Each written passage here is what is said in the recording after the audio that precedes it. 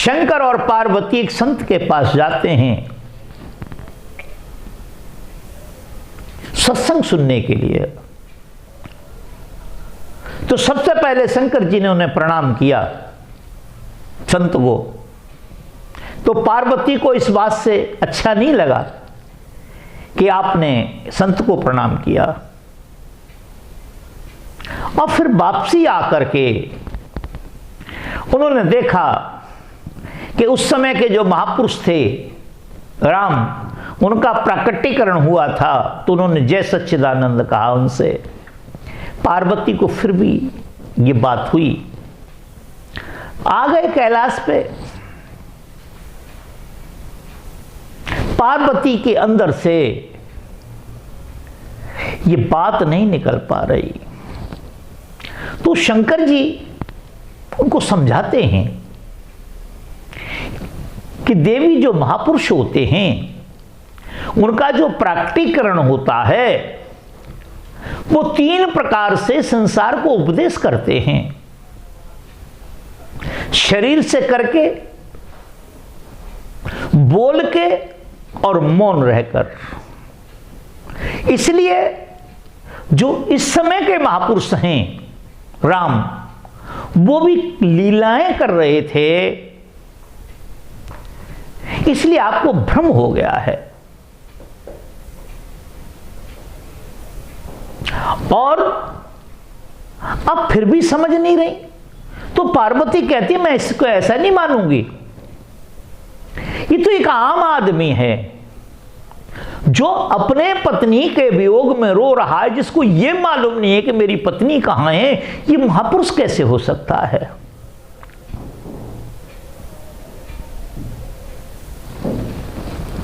तो शंकर जी कहते हैं कि मेरे इतने समझाने के बाद भी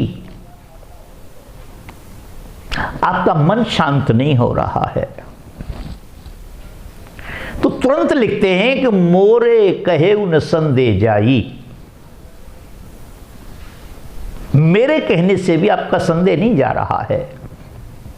मोरे कहे उन संदेह जाई, विद विपरीत भलाई नहीं।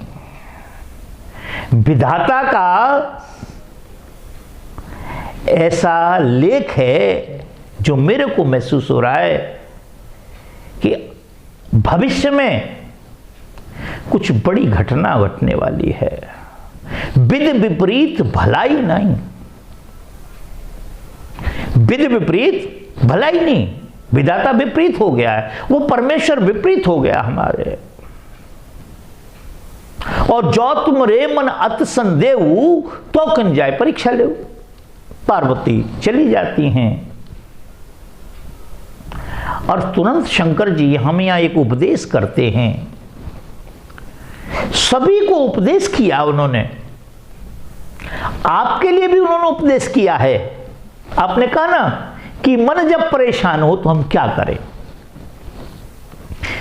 आपके लिए भी उन्होंने एक उपदेश किया है, मेरे लिए भी उपदेश किया है, हम सबके लिए उपदेश किया है।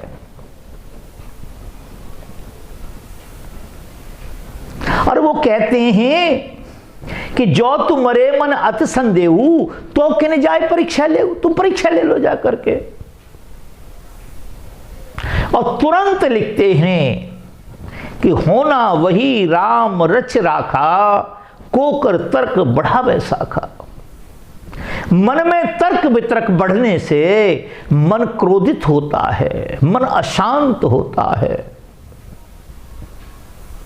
मन परेशान होता है। क्योंकि तर्क वितर्क जितने बढ़ेंगे मन के ऊपर उतना ही दबाव बनेगा। तो क्या कहते हैं कि होना वही राम रच राखा, कोकर तर्क बढ़ा वैसा का, असन असक जप न लगे हरि नामा। ऐसा विचार करके, ऐसा कह करके उन्होंने क्या किया कि भजन सुमरण स्टार्ट कर दिया। क्या कर दिया? आंख बंद करके ध्यान करना स्टार्ट कर दिया। और ध्यान करते करते करते करते वह मन से दूर हो गए। जब मन से दूर हो गए तो मन क्या करेगा? मन के हारे हार है, मन के जीते जीत। मन ही मिलावे राम से और मन ही करे फजीत। ये जो हमारा मन है, ये ही राम से मिलाने का कारण बनता है और यही हमारे जीवन में फजीयता कर देता है। शांत नहीं रहता है, अशांत रहता है। क्यों? क्योंकि हम समझ नहीं पा रहे। हम आज का किया हुआ आज ही प्राप्त करना चाह रहे हैं। हम अच्छा कर रहे हैं तो हमें अच्छा मिल जाना चाहिए। भाई आज अच्छा कर रहे हैं ना आप, आज आपने पढ़ना स्टार्ट किया है, पेपर के बाद पता लगेगा ना आपको कि आप पढ़े या नहीं पढ़े। रिजल्ट बताएगा आपका। एक साल पढ़ने के बाद रिजल्ट आता है। किसान खेती को बोता है, एक साल के बाद किसान को फसल उठाने को मिलती है।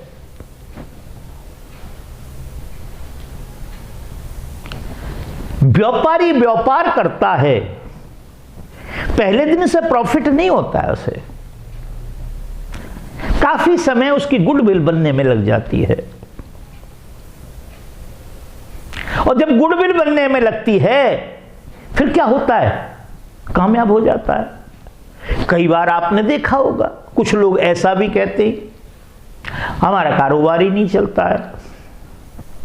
पता लगा 4 महीने 6 महीने किया काम उन्होंने, अब 4-6 महीने में कोई प्रॉफिट नहीं हुआ, उसका शट डाउन कर दिया, दूसरा बिजनेस कर लिया, वो भी नहीं चला, तीसरा बिजनेस करना स्टार्ट कर दिया। नहीं, ऐसा नहीं होगा। जिस बिजनेस को कर रहे हैं आप उसी को कीजिए और आप कामयाब होंगे उसमें। तो इस प्रकार से हम बिजनेस करते हैं, 1 साल उसका इंतजार करते हैं, उसके बाद प्रॉफिट होता है। किसान क्या करता है? मिट्टी में मिला देता है अपने दाने को, 1 साल बाद उसका नंबर आता है, फसल लहलाने लगती है, काटने के लिए आता है। बच्चा पढ़ता है, पढ़ने के बाद उसका 1 साल बाद पेपर होता है, उसका फिर रिजल्ट आता है। फेल हुआ, पास हुआ, अच्छे नंबर से हुआ, मीडियम से हुआ या केवल पास ही हो गया।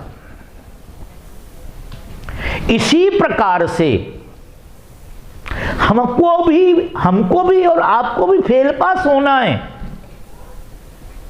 और हमारा फेल पास की पढ़ाई का जो वो है, वो एक जीवन है। क्या आपने कभी विचार किया, राजा के यहां क्या कोई साधारण आत्मा आएगी? किसी सेठ साहूकार के यहां क्या कोई साधारण आत्मा आएगी? क्या कोई फटीचर कर्म करने वाली आत्मा आएगी?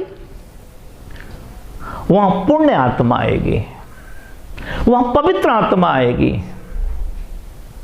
जिसको हजारों लाखों कर्मचारी गिफ्ट में मिल जाएंगे।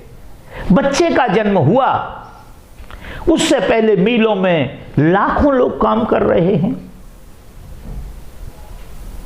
एक ऐसा है कि जिसका पिता मजदूरी करता है, वह आत्मा उसकी यहां पैदा हो गई, पता लगा पिता और माता मजदूरी कर रहे हैं और वो धूप में लिटा रखा किसी वृक्ष के नीचे। अब मैं विचार नहीं किया इस बात पे कभी कि एक बच्चे को यहां आते ही लाखों कर्मचारी मिल गए, करोड़ों रुपए का सामान बांट दिया, बड़ा उत्सव मनाया जा रहा है, बड़ी खुशियां मनाई जा रही हैं, और एक बच्चे के रूप आने पे रंज हो रहा है, अफसोस हो रहा है, काहे को ये पैदा हो गया, हम तो भूखे मर रहे थे, अब हम इसको कहां से खिलाएंगे।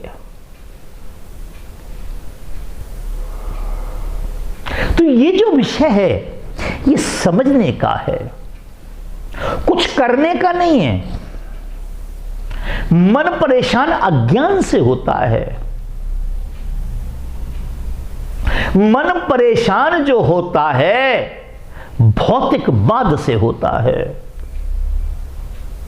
मन परेशान होता है असंतोष से होता है।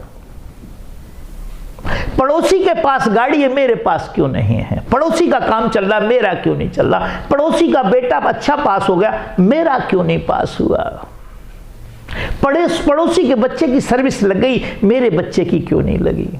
ये सब चीज मेरे पास भी होनी चाहिए जो दूसरे के पास है। इसलिए मन परेशान होता है, उन वस्तुओं के लिए परेशान है, मन और किसी लिए परेशान नहीं है। मगर आपको जब ज्ञान हो जाएगा ये कि नहीं, डॉक्टर उतनी ही डोज देता है मरीज को जितनी डोज की आवश्यकता है। अधिक डोज दे देगा तो उसके जीवन का कल्याण हो जाएगा। क्या हो जाएगा?